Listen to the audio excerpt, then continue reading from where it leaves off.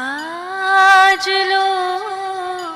তোমার দুর্গাপুজোর ইতিহাস শুধু ধর্মীয় নয়, এটি জড়িয়ে আছে বাংলা ও ভারতীয় সমাজের দীর্ঘ সাংস্কৃতিক বিবর্তনের সঙ্গে। পুরাণ অনুযায়ী দেবী দুর্গা সৃষ্টি হয়েছিলেন দেবতাদের সম্মিলিত শক্তি থেকে। যখন অসুররাজ মহিষাসুর স্বর্গ ও পৃথিবীতে অশান্তি সৃষ্টি করেছিল, তখনই জন্ম নেন তিনি অশুভ শক্তির বিরুদ্ধে শুভর প্রতীক হয়ে। 9 রাত ও 10 দিন ধরে চলে সেই ভয়ঙ্কর যুদ্ধ। অবশেষে দেবী দুর্গা বধ করেন মহিষাসুরকে। এই বিজয় চিহ্নিত হয় শুভ শক্তির জয় হিসেবে। তবে বাংলায় দুর্গাপুজোর সূচনা নিয়ে ইতিহাসবিদদের মধ্যে রয়েছে নানা মত। ধারণা করা হয় 16 শতকে নদিয়ার রাজা কৃষ্ণচন্দ্র এবং কিছু জমিদার পরিবার প্রথম বড় করে দুর্গাপুজোর আয়োজন শুরু করেন। সেই সময়ের পুজোগুলি ছিল বনেদি বাড়ির পুজো, যেখানে শুধুমাত্র আমন্ত্রিত অতিথিরাই অংশগ্রহণ করতে পারতেন।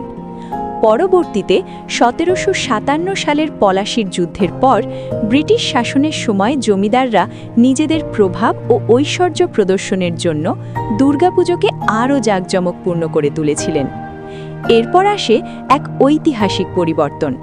1790 সালে হুগলির গুপ্তিপাড়ায় শুরু হয় প্রথম বারোয়ারি পুজো, যেখানে সাধারণ মানুষ একত্রিত হয়ে চাঁদা তুলে পুজোর আয়োজন করেন।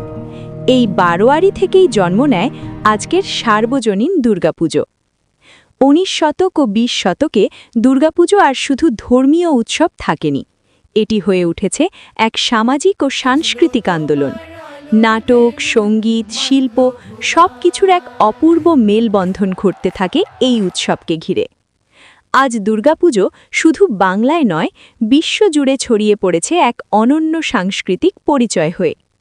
2021-এ ইউনেস্কো দুর্গাপুজোকে ইনট্যাঞ্জিবল কালচারাল হেরিটেজ হিসেবে স্বীকৃতি দেয়, যা এই উৎসবের বিশ্বজনীন গুরুত্বকে আরও দৃঢ় করে। এই দীর্ঘ ইতিহাসই প্রমাণ করে দুর্গাপুজো শুধু একটি পুজো নয়, এটি সময়ের সঙ্গে বদলে যাওয়া, মানুষের আবেগে বেঁচে থাকা এক জীবন্ত ঐতিহ্য। ঢাকের শব্দে ভোরের আকাশ কাঁপে, কাশফুলে ভরে ওঠে মাঠ, শিউলির গন্ধে মিশে যায় শরতের হাওয়া। শরৎ জানিয়ে দেয় উৎসবের দিন আর দূরে নয়। এটা শুধু একটি ধর্মীয় অনুষ্ঠান নয়, এটা আবেগ, এটা ঐতিহ্য, এটা একসাথে থাকার আনন্দ। প্রতি বছর মা দুর্গার আগমনের সাথে সাথে আনন্দে ভরে ওঠে সমগ্র বাংলা। দুর্গাপুজোর ইতিহাস বহু প্রাচীন। পুরাণ অনুযায়ী দেবী দুর্গা মহিষাসুরকে বধ করে অশুভ শক্তির উপর শুভ শক্তির বিজয় প্রতিষ্ঠা করেন। বাংলায় প্রথমে জমিদারদের বাড়িতে বড় করে দুর্গাপুজোর আয়োজন শুরু হয়। পরবর্তীতে এটি রূপ নেয় সার্বজনীন উৎসবে। আজ দুর্গাপুজো শুধু বাংলাতেই নয়, সারা বিশ্বে বাঙালিদের মধ্যে উদযাপিত হয়। পুজোর প্রস্তুতি শুরু হয় অনেক আগে থেকেই। কুমোরটুলিতে শিল্পীরা মাটির মূর্তি গড়তে শুরু করেন। খড়, মাটি, রং সব কিছু মিলিয়ে তৈরি হয় দেবীর রূপ। প্যান্ডেল তৈরি হয় নানা থিমে, কখনো ঐতিহ্যবাহী, কখনো আধুনিক। আলো, সাজসজ্জা, সাউন্ড সব কিছু মিলিয়ে একটি প্যান্ডেল হয়ে ওঠে একটি শিল্পকর্ম। মানুষ অপেক্ষা করে কবে আসবে সেই মহালয়ার দিন। মহালয়া মানেই দেবীর আগমনের সূচনা। ভোরবেলায় বীরেন্দ্রকৃষ্ণ ভদ্রের চণ্ডীপাঠ, রেডিওতে ভেসে আসে মহিষাসুর মর্দিনী। সেই সুরে জেগে ওঠে বাঙালির মন প্রাণ। এটাই সেই মুহূর্ত যখন সবাই বুঝতে পারে পুজো এসে গেছে। ষষ্ঠী থেকে শুরু হয় পুজোর আসল আনন্দ। সপ্তমী, অষ্টমী, নবমী প্রতিটি দিনই নিয়ে আসে নতুন অনুভূতি। অষ্টমীর অঞ্জলি, ধুনুচি নাচ, ঢাকের তালে তালে মেতে ওঠা মানুষ, নতুন জামা পরে প্যান্ডেল ঘুরে বেড়ানো, বন্ধুদের সাথে আড্ডা, সব মিলিয়ে এক অন্যরকম অনুভূতি। এই কয়েকটা দিন যেন সময় থেমে যায়। দশমীর দিন আসে বিদায়ের বেলা।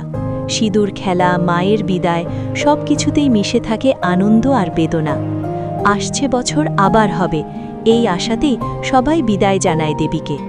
মায়ের বিসর্জনের সাথে সাথে শেষ হয় উৎসব, কিন্তু থেকে যায় অসংখ্য স্মৃতি আর ভালোবাসা। দুর্গাপুজো শুধু একটি উৎসব নয়, এটি বাঙালির আবেগ, এটি সংস্কৃতি, এটি শিল্প, এটি ভালোবাসা। প্রতি বছর এই কয়েকটা দিন মানুষকে একসাথে নিয়ে আসে, ধর্ম, বর্ণ সব ভেদাভেদ ভুলিয়ে। দুর্গাপুজো আমাদের শেখায় অশুভের বিরুদ্ধে লড়াই করতে আর জীবনের প্রতিটি মুহূর্তকে উপভোগ করতে। এই জন্যই দুর্গাপুজো চিরকাল বাঙালির হৃদয়ে অমর।